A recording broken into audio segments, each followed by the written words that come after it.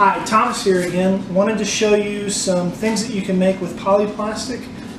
It is a moldable plastic that you heat up on your stove in boiling water, and you can mold it using a silicone mold. You can sculpt it using your hands. You can use tools to leave textures. It is truly a versatile product that you can use in your next prop making, or maybe you build model houses, or maybe you are into remote control cars, or maybe you're just somebody who broke a hammer and you're trying to fix it so you don't have to go out and buy a new one. Today I'm going to show you how to make a figurine, and what better figure to make than the polyplastic mascot. Just ball them up. Let's see how big we want to make them. That looks about big enough for his head. His belly is quite a bit bigger, so we got to make a bigger belly. Make that a little bigger. Add a little bit of paper to it. Chunk the rest on the floor. Alright, now we got two pieces about the right size. You may wonder why I'm going to use foil. This is just to kind of keep the paper a little better together. Rip that off.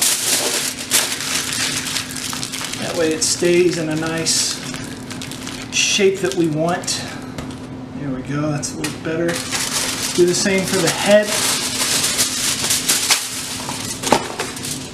In the picture I showed you at the beginning, try not to move foil while I'm doing this. The picture I showed you in the beginning was all the things that I needed in order to make this.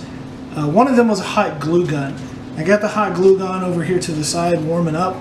I'm going to glue these together so that they become one part. Doesn't really matter that foil and hot glue don't work well together as far as staying, because this is just the base for the sculpture of the parrot that I'm going to make. So I'm going to go ahead and crumble his head. Sounds really sadistic. So now I've got a head shape and a glue this bad boy down. I'm going to try and keep this where everybody can see it, so I know that this is in the center of view. Like I said, we're just gluing it down. And it's okay if it's not perfectly round or not perfectly the shape you want, because when you add the plastic on top, you can actually go ahead and adjust the shape as you're adding the plastic. If you put the plastic on there and you see there's a bump, put some more plastic over the top of it to get rid of that bump. It's really super easy to work with. I got my hot glue on there. It seems to be sticking pretty well. Now we're going to go ahead and put some wings on.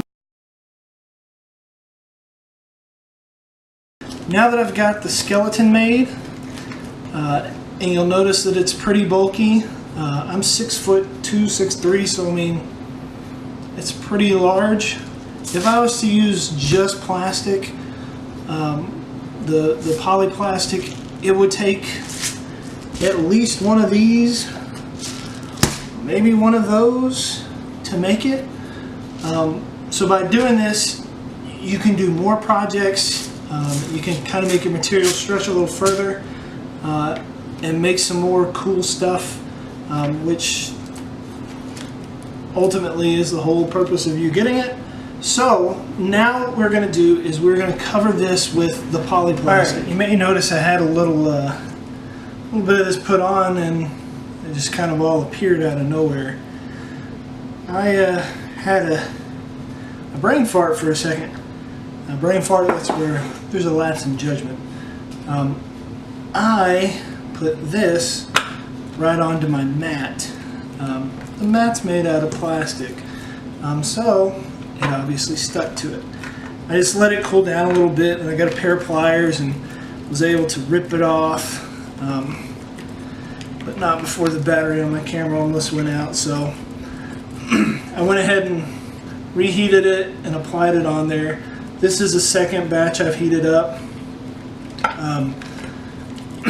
And all I'm doing is pushing it down onto this Pyrex glass container because it doesn't stick to it. Spreading it out into a sheet. Then I'm going to pull off a little piece of it. And I'm going to apply it to my sculpture. And I'm really not trying too hard to put any details on it at the moment. I'm just trying to cover it. I am going to go back and kind of make random feathers stick out like you'd typically see on plastic sculpture of something. So that's really what I'm just doing, is trying to get that base of the plastic, because as I clearly just demonstrated, plastic does bond to itself. So once you get it on there, it kind of wants to stick. But you'll notice there's a seam, and there's a seam up there, and there's a seam back there and back there. I'm not worried about it. This is my third or fourth time using polyplastic, and I know that when I use my heat gun, I'm going to heat right there along that seam and heat it up. And once it's melted a little bit, I'm just going to push it in. And once you push it in, you can work it in to where you don't see a seam at all.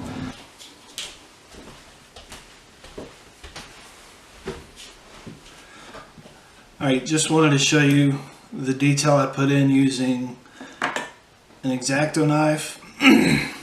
All I did was heat up the plastic.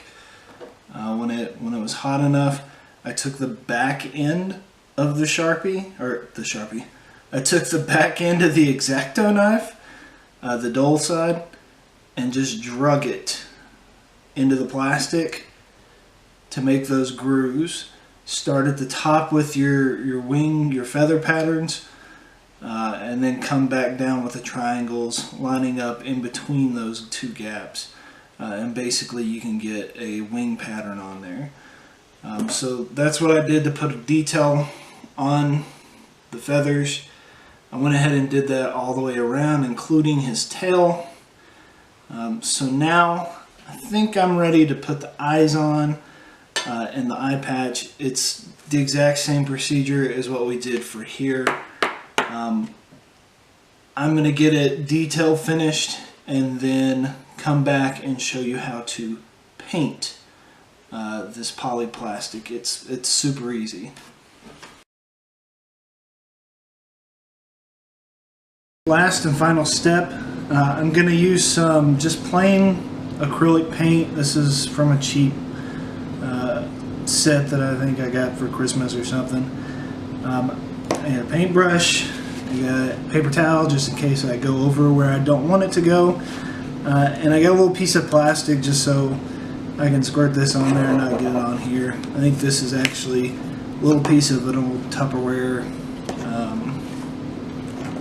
lid or something. So literally all you have to do, I'm going to do this blindly, so let's see how this works out. You squirt a little bit of paint, get it on the end of your paintbrush, and I've already got a line where his pants are going to be, and I'm going to put his pants going all the way down to the yellow. But literally, you butt up next to that line, and you just paint it. The material takes it pretty well. You may have to go over it once or twice, especially depending on the color that you're painting over. This is the end result. I painted his pants, the belt, the buckle, the pupil of his eye. Really, there's a lot of techniques that you can do to finish it. You could paint it if you wanted to, or you could just use the color palettes that are available to you. We hope you have a great time using our moldable plastics. Be sure to visit polyplastics.com to see our complete line of products. Thanks and have a good time creating.